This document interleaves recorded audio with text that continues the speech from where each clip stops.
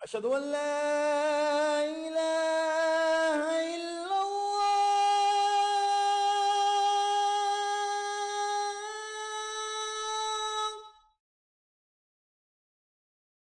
أشهد أن لا إله إلا الله.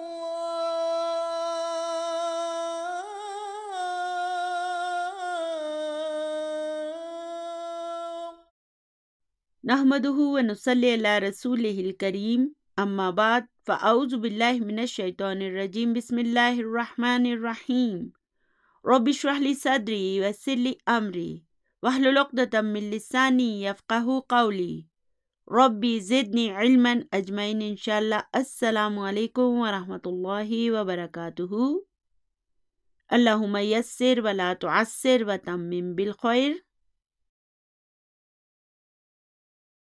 ابھی ہم فعل ثلاثی یعنی 3 حروف والے افعال کے آخری مرحلے پر آ چکے ہیں، تو اگلے 3 اسباق ہمارے لیے انتہائی اہم ہوں گے اور عربی گرامر کے مشکل اور بھاری اصولوں پر مبنی ہوں گے، لیکن مجھے امید ہے کہ ابھی آپ اس قابل ہو چکے ہیں کہ انہیں سمجھ سکیں اور ان سے لطف اندوز بھی ہو سکیں۔ ابھی جو ہم پڑھیں گے یہ سب آپ پہلے بھی پڑھ چکے ہیں۔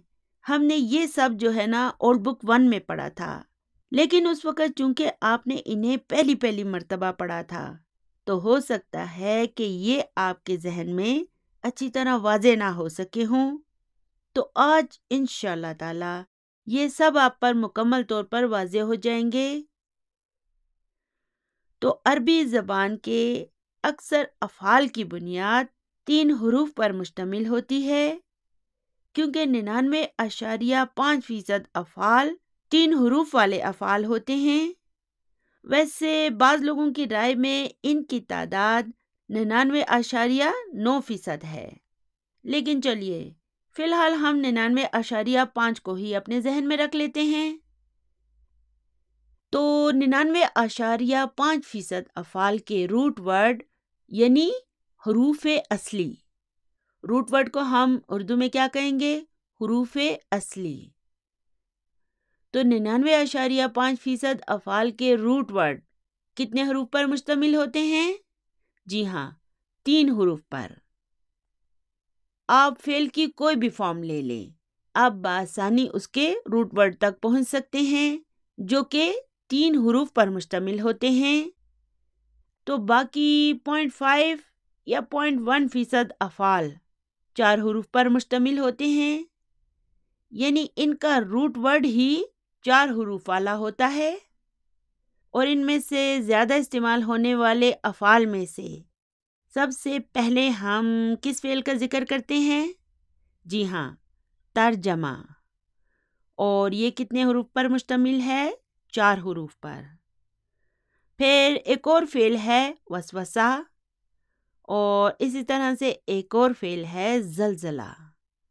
تو یہ تقریباً چند ہی افعال ہیں، جبکہ 99.5 یا بعض لوگوں کی رائے میں 99.9% افعال 3 حروف والے روٹ ورڈ پر ہی مشتمل ہوتے ہیں، جن کے روٹ ورڈ کے حروف کو ہم فعلہ کے حروف کا نام دیتے ہیں۔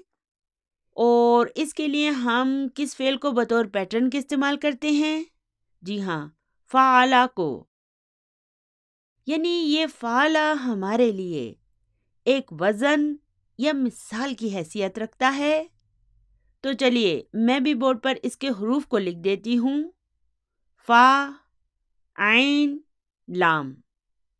اور ہم یہ بھی پڑھ چکے ہیں کہ فعل ماضی میں تمام افعال کے فرسٹ فارم میں فا کلمہ اور لام کلمہ پر صرف فتح ہی ہوتی ہے، جبکہ عین کلمہ پر فتح بھی آ سکتی ہے، دمہ بھی آ سکتی ہے اور کسرہ بھی آ سکتی ہے، اور پھر فعل ثلاثی کے مضارع کی پہلی فارم میں بھی فا کلمہ پر سکون ہوتا ہے اور پھر لام کلمہ پر دمّی ہوتی ہے، جبکہ مضارع کے بھی عین کلمہ پر فتح یا کسرہ یا دمہ آ سکتی ہے، جیسے ینصرو، یضربو اور یفتحو۔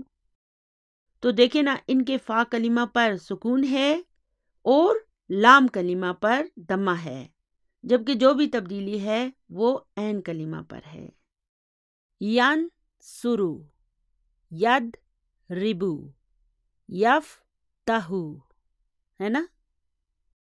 تو جو بھی تبدیلی ہوگی وہ عین کلمہ پر ہوگی، اسی لیے ہم نے ان کے 6 ابواب بنا رکھے ہیں، کیونکہ اس کے عین کلمہ کے اعراب تبدیل ہو سکتے ہیں، تو اس کے عین کلمہ کے اعراب کی تبدیلی کی وجہ سے ہم نے ان کے 6 ابواب بنا رکھے ہیں۔ تو جن لوگوں کی مادری زبان عربی ہے انہیں تو یہ سب یاد کرنے کی ضرورت نہیں، لیکن ہم جیسے اجمی لوگوں کو کوشش کر کے یہ سب سمجھنا اور یاد کرنا ہوگا، اور پھر انشاءاللہ تعالی وقت کے ساتھ ساتھ ہمیں بھی اس کی پریکٹس ہوتی جائے گی۔ تو فعل ہمارے لیے ایک مثال یا پیٹرن کی حیثیت رکھتا ہے۔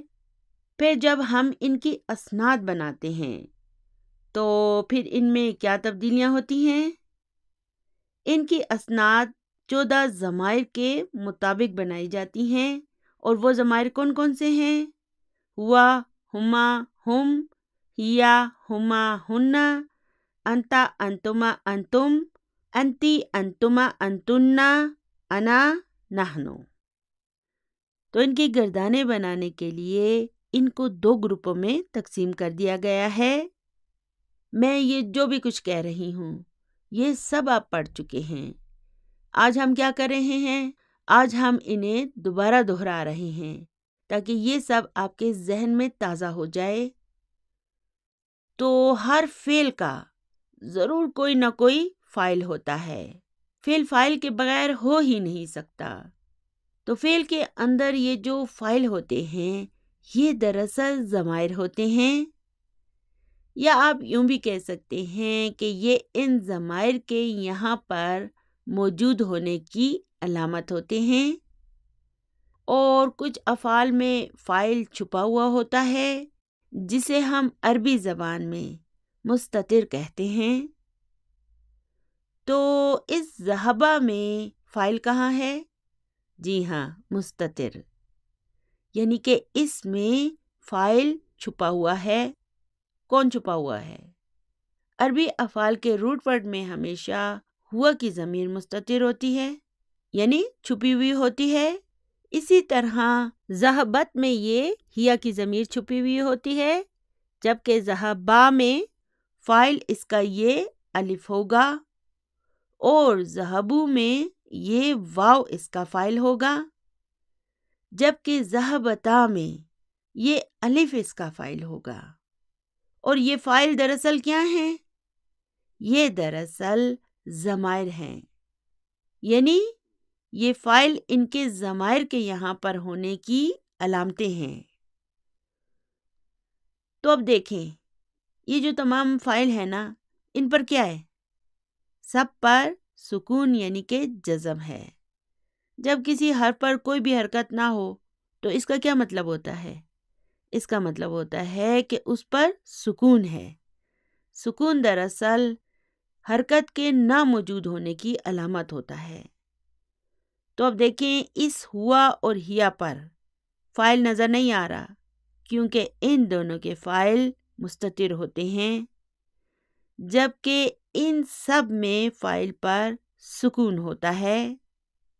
یہی وجہ ہے کہ انہیں ساکن ضمائر کہا جاتا ہے، کیونکہ ان سب پر سکون ہوتا ہے، اور یہ جو ہے نا ان ضمائر کو ریپریزینٹ کرتے ہیں۔ تو یہ گروپ ساکن ضمائر کا گروپ کہلاتا ہے۔ چلیے اب اس دوسرے گروپ پر آ جاتے ہیں۔ یہ گروپ ہنہ سے شروع ہوتا ہے آپ کو یاد ہوگا کہ جب ہم نے انہیں شروع میں پڑھا تھا تو میں نے آپ کو اس ہننا کی ایک کہانی سنائی تھی، اور وہ کیا تھی؟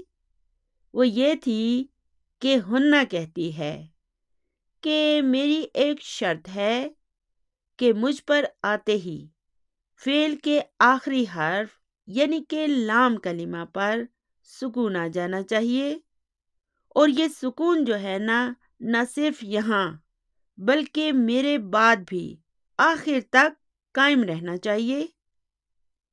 یہ تو محض آپ کی دلچسپی کے لیے ایک کہانی تھی جو بنائی گئی تھی، لیکن اس سکون کی اصل وجہ یہ ہے کہ ہننا سے لے کر آخر تک جو بھی فاعل آتے ہیں ان پر حرکات موجود ہوتی ہیں۔ یہی وجہ ہے کہ اس گروپ کو متحرک ضمائر کا گروپ کہا جاتا ہے، کیونکہ یہ فاعل دراصل کیا ہیں؟ یہ ان ضمائر کے یہاں پر موجود ہونے کی علامات ہیں۔ تو اس پورے گروپ کو ہم متحرک ضمائر کا گروپ کہتے ہیں، اور اس پورے گروپ کو ہم ساکن ضمائر کا گروپ کہتے ہیں۔ یعنی ہم جب کسی فعل کو دیکھیں کہ اس کے فاعل پر کوئی حرکت موجود ہے، تو چونکہ یہ فاعل ضمائر کے یہاں پر موجود ہونے کو ہی ظاہر کر رہے ہوتے ہیں، اس لیے ہم ایسے فعل کو متحرک ضمائر والا فعل کہیں گے، اور اس کے لام کلمہ پر سکون لگا دیں گے۔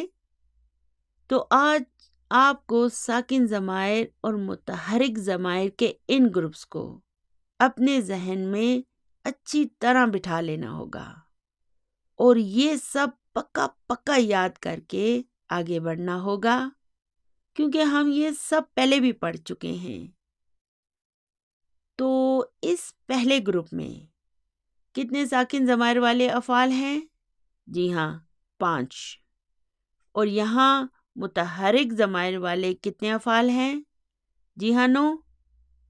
یعنی یہ ٹوٹل ہو جاتے ہیں 14۔ تو جب کبھی فعل کے فاعل پر کوئی حرکت ہوگی تو فعل کے لام کلمہ پر سکون آ جائے گا۔ یہی وجہ ہے کہ ہم نے یہاں پر ذہب ذہب ذہب ذہب لکھا ہوا ہے، جبکہ اس گروپ میں فعل کے لام کلمہ پر حرکات موجود ہیں۔ یہاں دیکھیں نا، ذہبا کے لام کلمہ پر فتح ہے، اور یہاں پر دمہ، اور پھر یہاں پر بھی فتح ہے۔ تو یہ علم ہمیں آگے جا کر اپنے اسباق میں بہت کام آنے والا ہے۔ یہی وجہ ہے کہ آج کے بعد ہمیں یہ سب اپنے ذہن میں رکھ کر آگے بڑھنا ہوگا۔ تو چلیے اب اجوف پر آ جاتے ہیں۔ اگر کسی فعل کے روٹ ورڈ میں یا واو موجود ہو تو وہ فعل ویک یعنی کہ کمزور ہوتا ہے، اور ہم اسے ویک ورب کہیں گے، خواہ یہ واو یا جو ہے نا وہ فعل کے فا کلمہ پر ہو یا عین کلمہ پر ہو یا لام کلمہ پر، ہر صورت میں ہم ایسے فعل کو ویک ورب کہیں گے۔ تو پچھلے سبق میں ہم نے کیا پڑھا تھا؟ ہم نے پڑھا تھا کہ جب فا کلمہ کمزور ہوگا تو ہم اسے کیا کہیں گے؟ جی ہاں، مثال جیسے وجدہ، وہبا، وجبا، ودعا وغیرہ۔ اور اب ہم اپنے اس سبق میں پڑھیں گے کہ جب عین کلمہ ویک لیٹر یعنی کہ حرف علت پر مشتمل ہوگا تو پھر وہ کیا ہوگا؟ چلیے یہ سب سمجھنے کے لیے پہلے کچھ مثالیں لکھ لیتے ہیں۔ میں لکھتی ہوں قالا، باعا اور ناما۔ تو قالا دراصل قولا ہے، اور با دراصل بیعا ہے، جبکہ ناما دراصل نویما ہے۔ تو آپ کو یاد ہے نا کہ اجوف کے معنی ہے کھوکھلا، یعنی کہ ہالو۔ تو ایسے افعال میں فا کلمہ اور لام کلمہ ساؤنڈ لیٹرز پر مشتمل ہوتے ہیں، یعنی کہ یہ نارمل حروف ہوتے ہیں، حرف علت نہیں ہوتے، جبکہ ویک لیٹر یعنی کہ حرف علت جو ہے نا وہ عین کلمہ پر موجود ہوتا ہے، یعنی کہ فعل کے درمیان میں واو یا موجود ہوتا ہے، لیکن عام طور پر ہمیں فعل ماضی میں یہ واو یا نظر نہیں آتا، کیونکہ یہاں پر یہ اپنے آپ کو الف میں تبدیل کر چکا ہوتا ہے۔ تو قالا دراصل قولا ہے، لیکن ہمیں کیسے پتہ چلا؟ اس کے لیے ہمیں اس کے مضارع میں جانا ہوگا۔ جب ہم اس کے مضارع میں جائیں گے تو یہ عین کلمہ ظاہر ہو جائے گا، یعنی کہ ویزیبل ہو جائے گا۔ تو قالا بن جائے گا یقولو، اور با بن جائے گا یبیعو، اور نامہ بن جائے گا ینامو۔ تو قالا چونکہ باب نصرہ سے ہے تو اسے یقولو ہونا چاہیے تھا، لیکن یہ اس طرح سے نہیں لکھا جاتا، ہمیں اس میں کچھ مزید تبدیلی کرنی پڑتی ہے، کیونکہ یہ کمزور افعال یعنی کہ ویک وربز ہیں۔ تو پھر کیا ہوتا ہے؟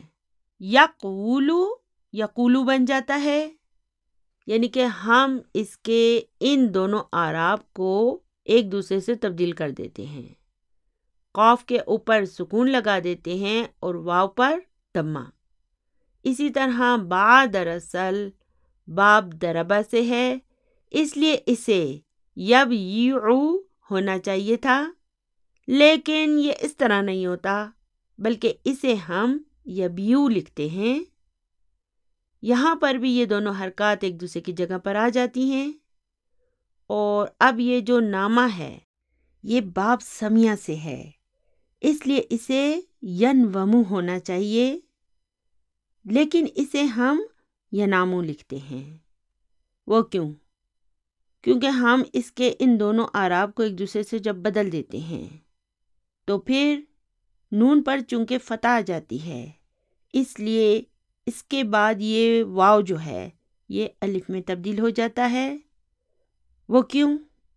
کیونکہ میں نے آپ کو بتایا تھا نا کہ اگر فتح کے بعد حرف علت یعنی کہ ویک لیٹر آ جائے تو یہ الف میں تبدیل ہو جاتا ہے، یہی وجہ ہے کہ یہ ینامو بن جاتا ہے، یعنی کہ جو اجواف باب سمیہ سے ہوں گے وہ اسی طرح ہوں گے، یعنی ان کے مضارع میں واو یا جو ہے نا وہ ظاہر نہیں ہوگا۔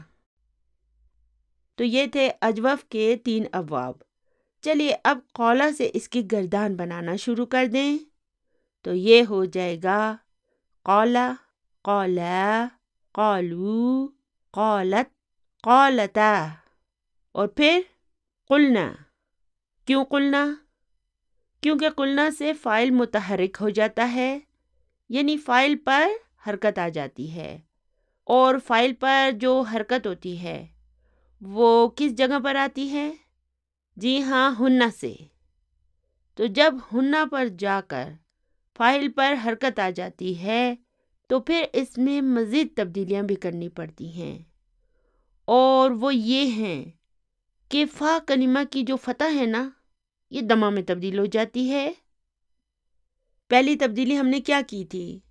پہلی تبدیلی ہم نے یہ کی تھی کہ لام کلمہ پر سکون لگایا تھا، اور دوسری تبدیلی یہ کرنی پڑتی ہے کہ اس کے فا کلمہ پر دمہ لگانی پڑتی ہے، اور یہ کب کرنا پڑتا ہے؟ جی ہاں، متحرک ضمائر پر جا کر۔ جب تک ضمائر ساکن تھے اس وقت تک سب کچھ نارمل چل رہا تھا، جیسے قالا، قالا، قالو، قالت اور قالتا۔ تو چلیے اب متحرک ضمائر لگائیں، تو یہ بن جائے گا قلنا۔ لیکن یہ ہوتا کیسے ہے؟ دیکھیں، یہ دراصل کیا تھا؟ قولا۔ چلیے اب اس کے آخر میں متحرک ضمیر نا کو لگا دیتے ہیں، تو اب یہ نا کیا کرے گی؟ میں نے آپ کو کیا بتایا تھا یہ بہت ضدی ہے یہ اپنی حرکتوں سے باز نہیں آئے گی. تو یہ کیا کرے گی؟ یہ اس کے لام کلمہ پر بھی سکون لگا دے گی. تو اب پھر التقاء ساکنین ہو گیا. اب ہم کیا کریں گے؟ ہم التقاء ساکنین سے بچنے کی خاطر ویک لیٹر کو ڈراپ کر دیں گے. اور اگر دونوں ساؤنڈ لیٹرز ہوں، ٹھیک ہے، کوئی ویک لیٹر نہ ہو، تو پھر کیا ہوگا؟ تو پھر ہمیں لیب کوٹ پہن کر اس کی سرجری کرنی پڑے گی یہ سب اس بک کے سبق نمبر 9 میں آئے گا، یعنی کہ اولڈ بک 2 کے سبق نمبر 29 میں. تو پھر ہم گرامر کی زبان میں اسے کیسے ڈسکرائب کریں گے؟ یہ اس وقت ہمارے لیے بہت دلچسپ ہوگا. تو یہاں اگر ہم اس کے ویک لیٹر کو ڈراپ کر دیں تو یہ اس طرح ہو جائے گا. لیکن چونکہ یہ باب نصرہ سے ہے، اس لیے اب ہم اس میں مزید یہ تبدیلی کریں گے کہ اس کے فا کلمہ پر بھی دمہ لگا دیں گے. دیکھیں، اگر یہ باب نصرہ سے نہ ہو تو پھر کیا ہوگا؟ تو پھر اس کے فا کلمہ پر کسرہ ہی آئے گی. اور یہ سب کب ہوگا؟ جب متحرک ضمائر لگائے جائیں گے. تو متحرک ضمائر کے آنے پر یہ تبدیلیاں کی جائیں گی، حتیٰ کہ فا کلمہ پر بھی تبدیلی کرنی ہوگی. تو ایک مرتبہ جب آپ کو پتہ چل گیا کہ یہ قلنا ہے، تو پھر اب ہم 407 پر آ جائیں گے چلیے اب گاڑی کو گیئر لگائیں. قلنا، قلتا، قلتما، قلتم، قلتی، قلتما، قلتنا، قلتو، قلنا. تو ہم دراصل کیا ایڈ کر رہے ہیں؟ تا تما تم، تی تما تننا، تو نا. تو اب الحمدللہ یہ ہمارے لیے کتنا آسان اور دلچسپ ہو گیا ہے. تو چلیے اب اس کا مضارع ہے یقولو. چلیے اب اس کی گردان بناتے ہیں. یقولو، یقولانی، یقولونا، تقولو، تقولانی، یقولنا. کیوں یقولنا؟ کیونکہ متحرک ضمائر شروع ہو گئے ہیں. دیکھیں، ہم نے آج تک اس طرح کی گردانیں خود سے نہیں بنائی ہیں، تو اب ہم بنا رہے ہیں. اس کا کیا مطلب ہے؟ اس کا مطلب ہے کہ اب ہم اسٹرانگ ہو گئے ہیں، پاورفل ہو گئے ہیں. الحمدللہ اب ہم انہیں آسانی سے ہینڈل کر سکتے ہیں. تو چلیے اب آگے گردان مکمل کریں. یقولنا کے بعد انتا کے لیے کیا آئے گا؟ تقولو، تقولانی، تقولونا، تقولینا، تقولانی، تقلنا. کیوں تقلنا؟ کیونکہ یہاں پر بھی متحرک ضمیر ہے. پھر ہے اقولو اور نقولو. چلیے اب مجھے بتائیں کہ فعل ماضی میں کتنے متحرک ضمائر آتے ہیں؟ جی ہاں، 9. اور مضارع میں صرف 2. دیکھیں اب ہم ایڈوانس گرامر پر آ گئے ہیں. تو مضارع میں کتنے متحرک ضمائر ہوتے ہیں؟ جی ہاں، 2. اور وہ کون کون سے ہوتے ہیں؟ ہننا اور انتنا. تو فعل مضارع میں صرف یہ دونوں متحرک ضمائر ہوں گے. چلیے اب اس بات کو اس طرح سے کہتے ہیں کہ فعل ماضی میں کتنے ساکن ضمائر ہوتے ہیں؟ جی ہاں، 5. اور فعل مضارع میں؟ جی ہاں، 12. اب آپ کو چاہیے کہ یہ سب اپنے ذہن میں محفوظ کر لیں، کیونکہ اس کی وجہ سے آگے جا کر ہمارے لیے ماضی مضارع کی گردانوں کو بنانا بہت آسان ہو جائے گا. تو چلیے اب با پر چلتے ہیں. اب یہاں ہم نہیں جانتے کہ اس کا یہ الف کس کی جگہ پر آیا ہے. یہ واو کی جگہ پر آیا ہے یا یا کی جگہ پر. تو اب اس کے لیے ہمیں اس کے مضارع پر جانا ہوگا. تو وہ ہوگا یبیعو. یہ فعل ہے باع یبیعو. تو اب ہمیں نظر آ گیا کہ اس با کا یہ الف جو ہے یہ دراصل یا ہے. یعنی کہ ہم نے یہ جان لیا کہ اس کا روٹ ورڈ دراصل بیع ہے. کیا ہے؟ بیع. تو قالا کا روٹ ورڈ دراصل قولا ہے اور با کا روٹ ورڈ دراصل بیع ہے. اور یہ کس باب سے ہے؟ باب دربا سے۔ تو جیسے ہوتا ہے دربا یدربو، اسی طرح سے کیا ہونا چاہیے؟ بیع یبیع، لیکن یہ کیا ہے؟ یبیعو۔ چلیے اب اس کی ماضی کی گردان بنانا شروع کر دیں۔ باع، باع، باعو، باعت، باعتا، اور پھر بعنا۔ کیوں بعنا؟ جی ہاں، متحرک ضمائر کی وجہ سے۔ متحرک ضمیر نے نہ صرف لام کلمہ پر سکون لگا دیا بلکہ مزید تبدیلیاں بھی کر دیں اور اس کے فا کلمہ پر کسرہ لگا دی۔ وہ کیوں؟ کیونکہ اس میں حرف علت یعنی کہ ویک لیٹر موجود ہے۔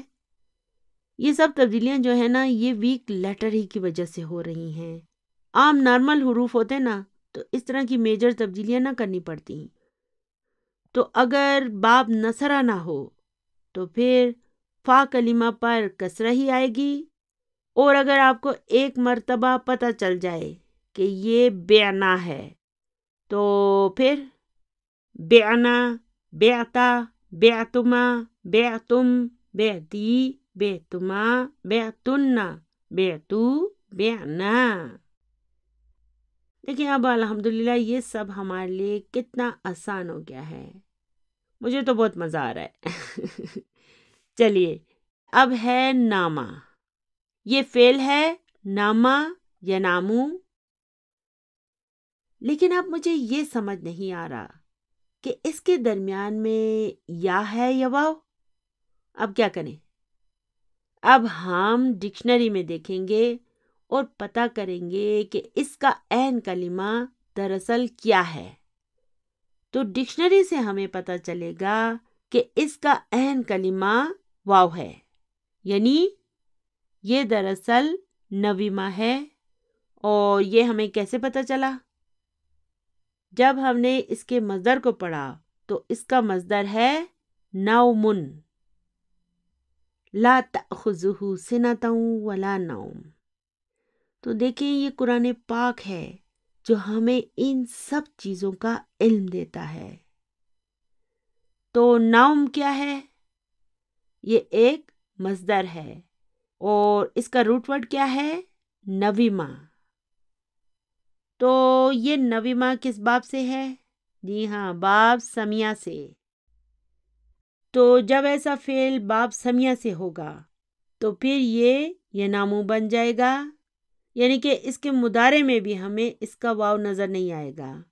اور پھر ہمیں یہ واو کب نظر آئے گا؟ جی ہاں، اس کے مصدر میں۔ بالکل اسی طرح کا ایک اور فعل ہے خافا یا خافو۔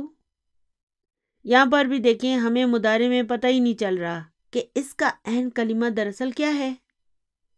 تو اب ہمیں پھر کہاں سے پتہ چلے گا؟ جی ہاں، اس کے مصدر سے۔ اس کا مصدر ہوگا خوفن۔ تو اس فعل کو بھی اپنے ذہن میں رکھ لیں۔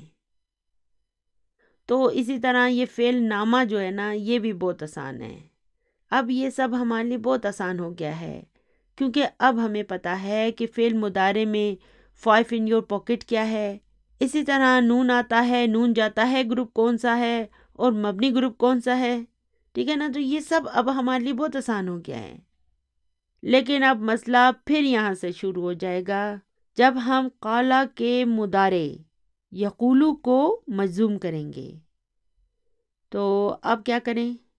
اب اس میں کون سی تبدیلی کرنی ہوگی؟ جیسے اگر اس یقولو سے پہلے ہم لم لگا دیں تو چونکہ لم کے بعد فعل مضارع مجزوم ہو جاتا ہے، تو اب ہم اسے کیسے مجزوم کریں گے؟ دیکھیں جب ہم اس کے لام کے دمہ کو ختم کر کے جزم لگاتے ہیں تو پھر التقاء ساکنین ہو جاتا ہے، ٹھیک ہے، ان دونوں پر سکون آ جاتا ہے، یعنی اس واو پر بھی سکون ہے اور لام پر بھی۔ تو چونکہ دو سکون عربی زبان میں اکٹھے نہیں رہ سکتے، اس لیے اب ہم کیا کریں گے؟ چونکہ یہاں پر ان دونوں میں سے ایک ویک لیٹر ہے، اس لیے ہم ویک لیٹر کو حذف کر دیں گے. تو اب یہ کیا بن جائے گا؟ یقل. ڈاکٹر عبدالرحیم صاحب نے بھی اپنی کتابوں میں یہ سب بہت خوبصورتی سے بیان کیا ہے. اور اب آپ نے کیا کرنا ہوگا؟ جیسے ہی ہمارے سبق میں کوئی فعل آئے گا نا، آپ نے اسے نوٹ کر لینا ہوگا، اور ہوم ورک کے طور پر آپ نے خود سے اس کی گردان بنانی ہوگی. میں آپ کو گردان بنانے کی یہ شیٹ دکھا رہی ہوں نا، اگر ہو سکے تو آپ اسے کافی تعداد میں پرنٹ کرا کے رکھ دیں، یا پھر ایک کام کریں، ویسے ہی پیپر پر گردانوں کو لکھ لکھ کر ان کی پریکٹس کریں. تو اب ان اجوف افعال کی کم سے کم 5 گردانیں آپ نے باب نصرہ اور باب ضربہ سے بنانی ہے، اور کم از کم 2 جو ہے نا وہ باب سمیہ سے. ٹھیک ہے، اور یہی آج کا آپ کا ہوم ورک ہوگا. چلیے اب ایسا کریں کہ بک 2 کا جو ہینڈ آؤٹ ہے نا، اس کا صفحہ نمبر 22 کھول لیں. اب یہاں پر دیکھیں، سب سے اوپر لکھا ہے گروپ اے یو. اے کس کے لیے آتا ہے؟ جی ہاں، فتح کے لیے، اور یو دمہ کے لیے. ٹھیک ہے، یعنی کہ اے یو باب نصرہ کے لیے آتا ہے. نصرہ ینصرو. نصرہ کیا ہوتا ہے؟ نصرہ کا مضارع کیا ہوگا؟ ینصرو. تو اب یہاں ماضی میں اس کے عین کلمہ پر فتح ہے نا، اس لیے یہاں پر اے لکھا ہوا ہے، اور اس کے مضارع کے عین کلمہ پر دمہ ہے، تو دمہ کے لیے یہاں پر یو لگایا گیا ہے، یعنی فتح و دم من. پھر دوسرا گروپ ہے اے آئی. تو اب اے سے کیا مراد ہوگا؟ فتح، اور آئی سے کسرہ، فتح و کسرن. اس کا مطلب ہے یہ باب ضربہ ہے. ضربہ یضربو. ماضی میں اس کے عین کلمہ پر فتح ہے، اور مضارع میں اس کے عین کلمہ پر کسرہ، اسی لیے اس گروپ کو اے آئی کہا گیا ہے، اور عربی میں ہم کہیں گے باب ضربہ. پھر آگے ہے اے یعنی کہ فتحتانی. تو یہ کون سا باب ہے؟ باب فتح. فتح یفتح. ماضی مضارع دونوں کے عین کلمہ پر فتح آئے گی اس میں. اور پھر آگے ہے آئی اے یعنی کہ کسرہ اور فتح، کسر و فتح. تو یہ کون سا باب ہوا؟ باب سمیہ. سمیہ یسمعو. ماضی کے عین کلمہ پر کسرہ، اور یہاں مضارع کے عین کلمہ پر فتح آئے گی. تو اب یہاں پہ دیکھیں کہ اجوف میں یہ قالا سے لے کے تابا تک یہ سارے افعال جتنے بھی ہیں نا، یہ باب نصرہ سے ہیں. پھر باب ضربہ سے جا سے لے کے زادہ تک یہ سارے افعال ہم اسے کیسے بنائیں گے؟ باب ضربہ سے. ان سب کا تعلق کس باب سے ہے؟ باب ضربہ سے. اور پھر دیکھیں باب فتح سے اس میں کوئی فعل نہیں آیا، جبکہ باب سمیہ سے یہ تھوڑے سے آئے ہیں. ٹھیک ہے، ان سب افعال کا تعلق باب سمیہ سے ہے، اور یہ سارے جو ہے نا یہ اجوف سے تعلق رکھتے ہیں. تو قالا کی ہم گردان تو بنا چکے ہیں. چلیے اب اس کانا کو دیکھتے ہیں، اس کی پریکٹس کرتے ہیں. اس کا ماضی ہے کانا، اور مضارع کیا ہونا چاہیے؟ یقولو کی طرح یکونو. تو چلیے ایسا کرتے ہیں کہ پہلے اس کے 5 in your pocket بناتے ہیں. یکونو، تکونو، تکونو، اکونو، نکونو. چلیے اب ایک کام کرتے ہیں، ان سب کو مضموم کر کے دیکھتے ہیں. تو یہ کیسے ہو جائیں گے؟ تو یکونو بن جائے گا یکن، اور پھر کیا ہوگا؟ تکن، تکن، اکن، نکن. اور ہم نے ایسا کیوں کیا؟ کیونکہ التقاء ساکنین سے بچنے کی خاطر ہم نے پھر ویک لیٹر کو ڈراپ کر دیا. جب بھی شامت آتی ہے اس بیچارے ویک لیٹر کی آتی ہے سارے آرام سے بیٹھے ہوئے ہوتے ہیں اور بیچارے ویک لیٹر کو ڈراپ کرنا پڑتا ہے۔ چلیے اب ایسا کرتے ہیں کہ کانا کی گردان بنا لیتے ہیں۔ کانا، کانا، کانو، کانت، کانتا، پھر کننا۔ وہ کیوں؟ کیونکہ پھر متحرک ضمیر آ گیا ہے اور التقاء ساکنین سے بچنے کی خاطر پھر بیچارے ویک لیٹر کو ڈراپ کرنا پڑا، تو یہ بن گیا کننا۔ تو جب ہمیں پتہ چل گیا کہ یہ کننا ہے تو چلیے اب گیر میں گیر ڈالیں۔ کننا، کنتا، کنتما، کنتم، کنتی، کنتما، کنتنا، کنتو، کننا۔ چلیے اب اس کی فعل مضارع کی گردان بناتے ہیں۔ یکونو، یکونانی، یکونونا، تکونو، تکونانی، یا کننا۔ جی ہاں، یکننا، تکونو، تکونانی، تکونونا، تکونین، تکونانی، تکننا، اکونو، نکونو۔ اچھا قالا جو تھا نا اس کا امر کیا تھا؟ قل۔ چلیے اس کی باقی گردانیں بنائیں۔ قولا، قولو، قولی، قولا اور قلنا۔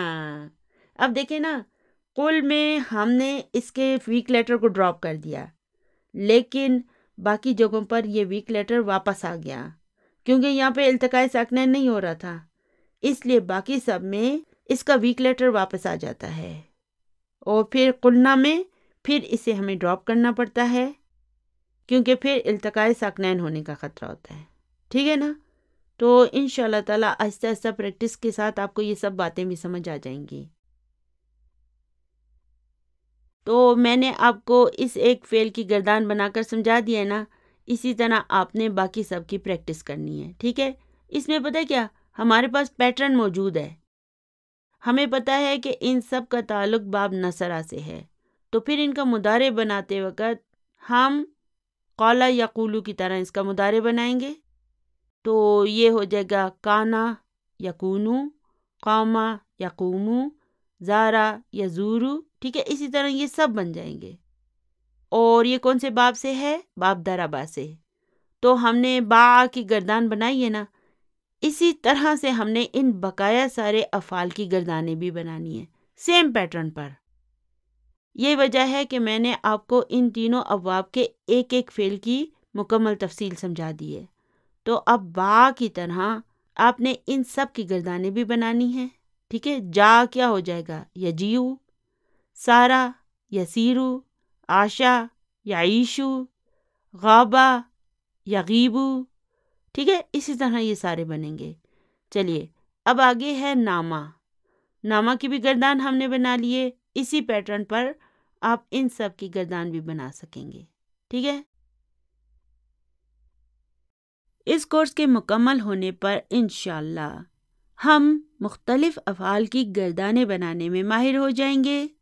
اگرچہ ہم عربی زبان روانی سے تو نہیں بول پائیں گے، مگر ہم قرآن پاک کو سمجھنے کے قابل ہو جائیں گے، کیونکہ اس کورس سے ہمارا اصل مقصد قرآن پاک کی زبان کو سمجھنا ہے۔ اور جب کبھی قرآن پاک میں ہم کوئی فعل پڑھیں گے تو ہم یہ سمجھنے کے قابل ہوں گے کہ اس فعل کو کس طرح بنایا گیا ہے اور اس کا روٹ ورڈ کیا ہے نا؟ تو ہم اس سب کا اندازہ بآسانی لگانے کے قابل ہو جائیں گے، اور قرآن پاک کو سمجھنے پر آپ کو جو خوشی ہوگی اس سے الفاظ میں بیان کرنا ممکن ہی نہیں ہے۔ جب آپ کا یہ کورس مکمل ہوگا تو آپ کی زندگی تبدیل ہو چکی ہوگی، کیونکہ اب آپ قرآن پاک کو جس طرح سے سمجھ پا رہے ہوں گے ویسے آپ نے اسے کبھی نہیں سمجھا ہوگا۔ تو ایسا کرتے ہیں کہ آج کے اس سبق کو یہیں پر ختم کر دیتے ہیں۔ دعاؤں میں یاد رکھیے گا، ربنا لا تزغ قلوبنا بعد اذ ہدیتنا وہب لنا من لدنک رحمہ انک انت الوہاب۔ سبحان ربک رب العزت عما یصفون وسلام علی المرسلین والحمد للہ رب العالمین. جزاکم اللہ خیرا کثیرا. السلام علیکم ورحمۃ اللہ وبرکاتہ.